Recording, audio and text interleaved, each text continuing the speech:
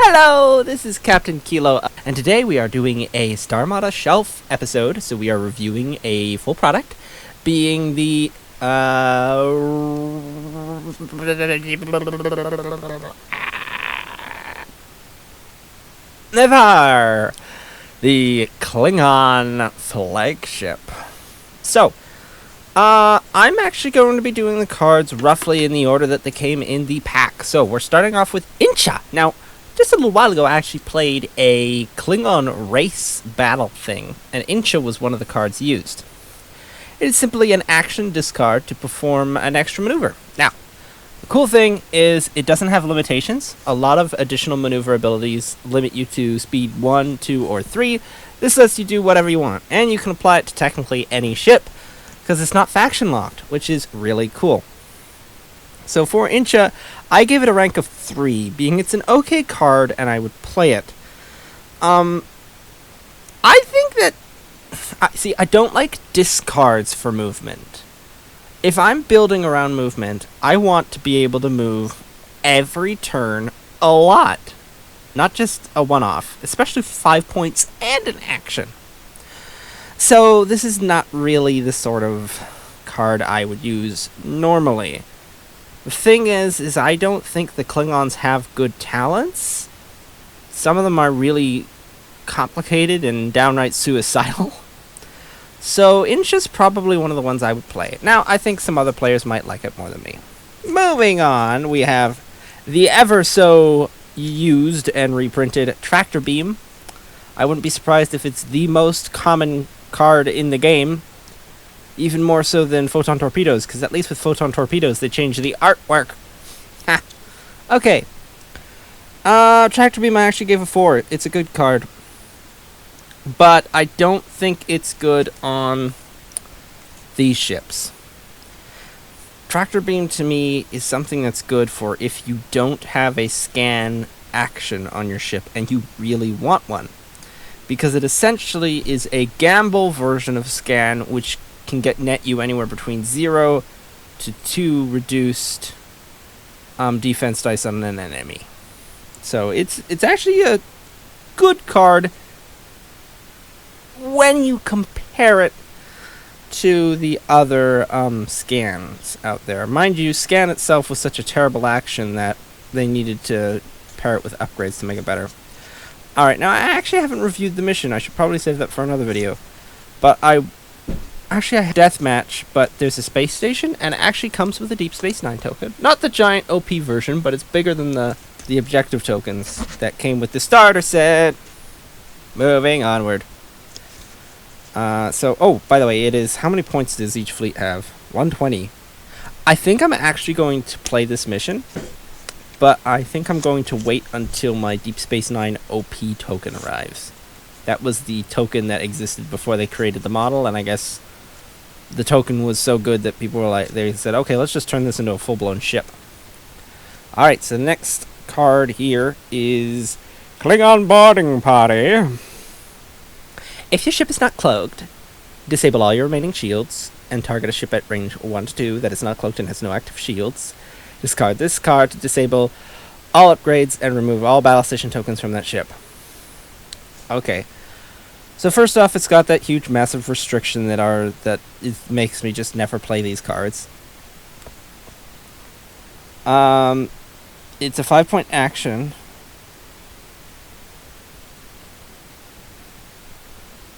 Is it a discard?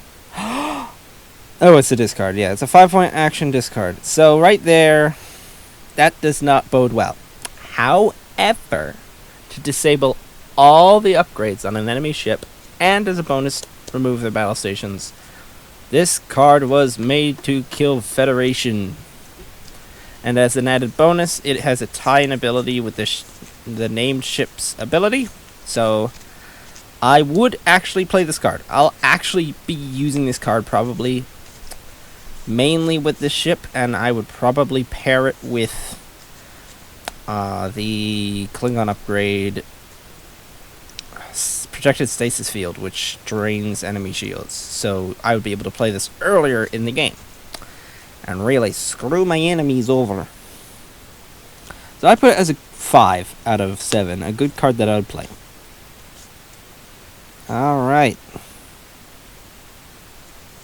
Let's see. Then we got Photon Torpedoes. Of course. And I will cover them. I mark this as a 1 out of 7. So that means it's a bad card. In this game, there is sort of a curve that you could probably graph it out somewhat. But it's sort of a line that represents when you want quality versus when you want more dice. And if you're rolling 1 to 2 attack dice, you may as well go for more attack dice as opposed to more quality. But the thing is once you reach about 4 attack dice, you start wanting to focus on quality, not extra dice. And once you reach 5 attack dice, you really don't care about gaining extra dice. It's all about the quality. Unless you can, like, get a bunch more dice. Or you can just you're trying to get dice on top of quality. So the thing is this torpedo has no quality. And all it offers, the Negh'Var, is 1 extra dice. Which means if it theoretically would miss with its 5 dice attack, and you had the target lock, you could just re-roll your 5 dice and maybe get all hits. But in the same theoretical scenario, if you decided to fire the torpedo, you'd roll those 5 misses and then roll your 1 extra dice and get a hit on that. The math ain't there, folks. And the Klingons have so many, like, pretty good weapons that I wouldn't use this on a smaller ship to boost the dice unless I, like, really had no other option. Okay, on to the maneuvers. This is pretty standard for a Klingon ship, and that's actually a nice detail that they have. All the Klingon ships having basically the same dial. Initially, I thought that was laziness, but when you think about it, it allows the ships to fly in a fleet a lot better than Federation ships. Oh boy. Drex. Drex. Honestly, he's like... he's the hidden gem. It's like the IKS Negh'Var. You come for the spaceship, but stay for Drex. Drex. What did I give him? I gave him a score of 7 out of 7. He's a great card. So he is a super battle stations. Basically, for an action, instead of getting a battle stations token, you may just convert all your battle stations into hits, and one of them into a crit. So that right there is just better than battle stations, and it reminds me of the Federation torpedoes in that you get a crit conversion, which I really like. He's 4 points, and the thing that the Federation ships, the Klingon ships, are usually missing is battle stations. And sort of the toss-up between the competitor for the IKS Negh'Var, which is the Regent's flagship, is the Regent's flagship doesn't come with cloak, although it comes with an upgrade which gives you cloak. But it does come with a battle stations, which is cool. Okay, here we're on to Martok 8. Now this is, I think, what the players say is the good Martok.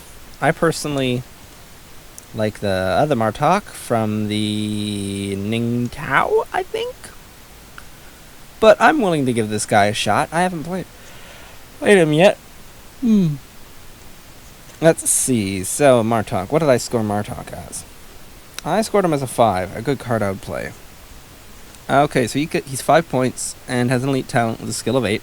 Sure enough, 5 points for an 8 captain. After you move, choose one friendly ship within range 1 to 2, whose captain has a lower skill of Martok's. That choice may that ship may choose an additional action as a free action or whatever. That's cool. That is cool. It's a passive ability and it's a very flagshipy ability. Then we have I forgot about this guy, the generic Klingon captain, and I like him. He looks... How did I describe him? I would run this Klingon because he looks annoyed in an obnoxious way, and I think he was the Klingon from the Jem'Hadar prison camp episode. I was just reading from my notes there. I read in weird voices. So I gave him a 3 out of 7. Even though he's a free generic card. Just because he looks cool. Like, cool dude. Like, if I'm gonna be riding a train somewhere, like through England, I don't know, end to end, it would be like, oh yeah, cool. Like, I wouldn't mind having him in my car. Anyway, moving on to Gowron. I gave him a 7 out of 7. Action, all friendly ships, Klingon ships within range 1 to 2 of your ship gain +1 attack die this round. 4 points, skill 6. That's great for Burrell swarms, making them deadly, but I say don't put him with a Burrell swarm. Put him with a D7 swarm. Because you're saving 2 points for the D7s. The Burrells cost 2 points more than the D7s. And the main disadvantage to a D7 is it has 1 less attack dice and can't cloak. So, you fly in full offense and boost all your D7s up to a 4 attack dice. Oh, and here we go. The generic Negh'Var. It is a tech weapon crew. I feel like it should have had more, and it is 28 points. So let's look at the region's flagship quickly, the generic one, because that's our competitor. The generic one, so this is a 5-1, so the Negh'Var is a 5-1-6-2 with evade, target lock, cloak, sensor echo, 28 points. The Mirror Universe version is 5-1-7-2, 30 points. So you're paying the extra point for the extra hull, and you get an extra slot, which makes sense point-wise. That's a fair point difference, and it's a evade, target lock, scan, battle station. My issue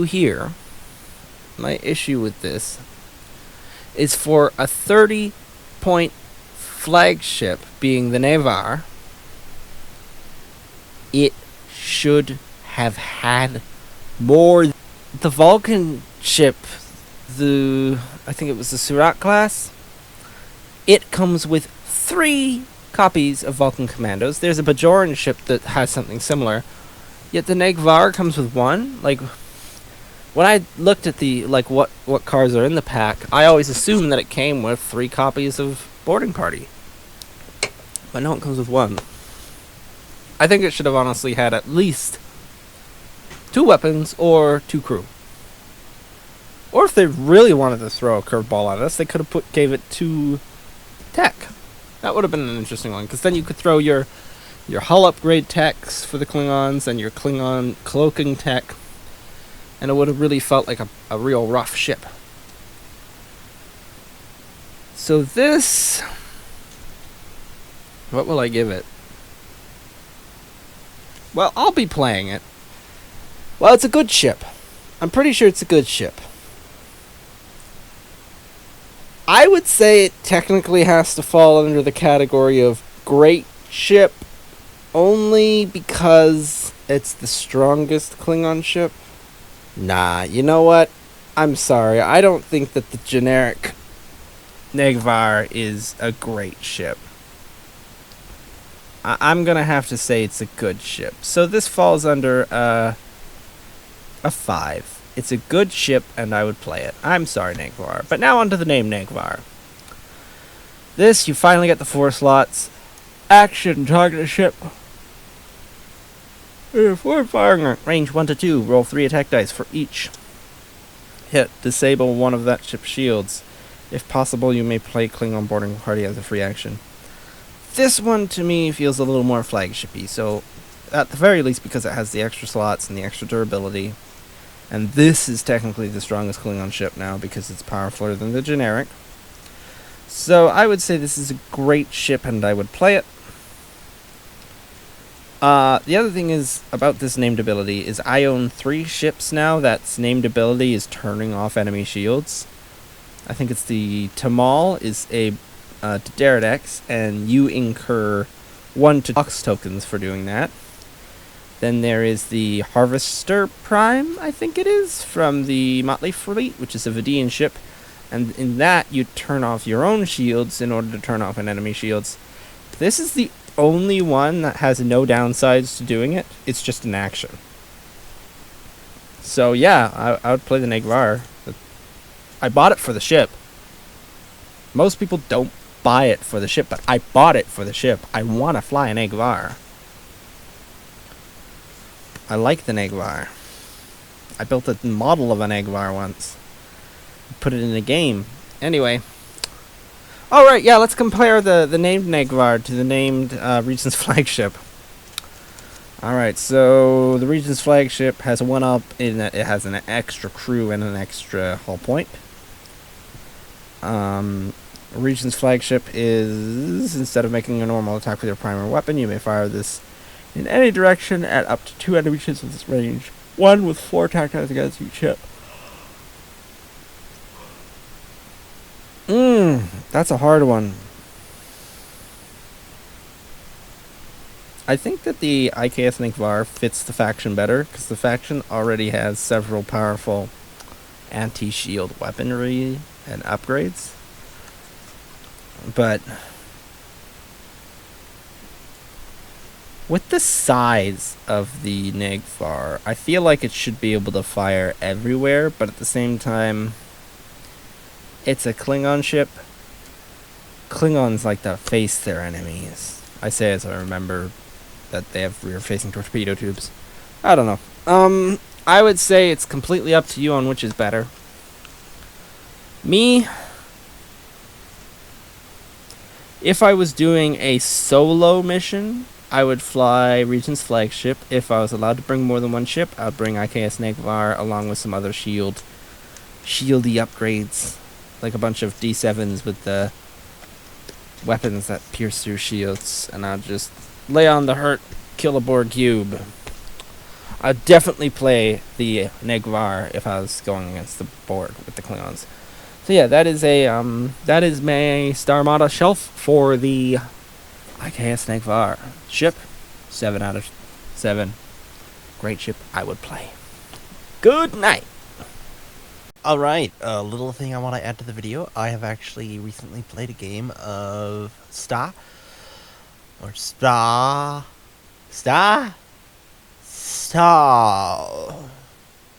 Trek Attack Wing. And I ran the Kempek's attack cruiser with Kempek and the generic Negh'Var with Worf and the Klingon crew that came in this pack. It'll be on the screen. Anyway, that I used the flagship resource, so it had a +1 attack, +1, I think, shield, and +1 evasion. Maybe it was +1 hull. But either way, that was, yeah, it was +1 hull, +1 evade, +1 attack. And I was able to trigger off the crew, so I could get a perfect attack, you know, like no misses. And that was so fun to fly. I just really enjoyed it, and I even took out, I think, I destroyed, I think, a Valdor class in one hit. And I pretty much felt like unstoppable at times. Not completely, because I was up against a Romulan player who was like the best player in the group, and almost all his ships had interface generator. And that's the only reason why I kind of avoided, like, I was a little worried about them, was because my attacks could just be negated. That's why I specifically went after that one Valdor. It didn't have that catch-all, cancel your attack ability. And with the way the mission was, you didn't want to be wasting your actions. Anyway, it was pretty fun to fly. However, I kept crashing into ships because this guy kept sending all his tiny this other player kept sending their Romulan vessels at me to block and everything, and so I wasn't able to use the perfect attack. But I still had a great lot of fun blowing up ships with the Negh'Var. And I almost even chased after a Scimitar, but I decided better than it. But like, I felt pretty good. Even when I had 3 hull damage, I felt pretty strong, because with the flagship, I still had 4 hull left. Yeah, it was It was a great ship. So yeah, definitely I would say the Negh'Var has to be a 7 for me. At least the generic. So yeah, I would class the Negh'Var class itself as a 7. A great ship that I would play. I had a great time playing it. It was just a really fun ship to fly, just because it can take so much damage, and I definitely recommend using, I think it is the emergency bulkheads or enhanced bulkheads card with it, because that gets rid of criticals. It just turns criticals into hits unless it's a warp core breach. So it made it so I really didn't worry about taking shots against my hull. As long as I had enough hull not to die, I felt pretty good. But yeah, it's a great ship. I recommend it.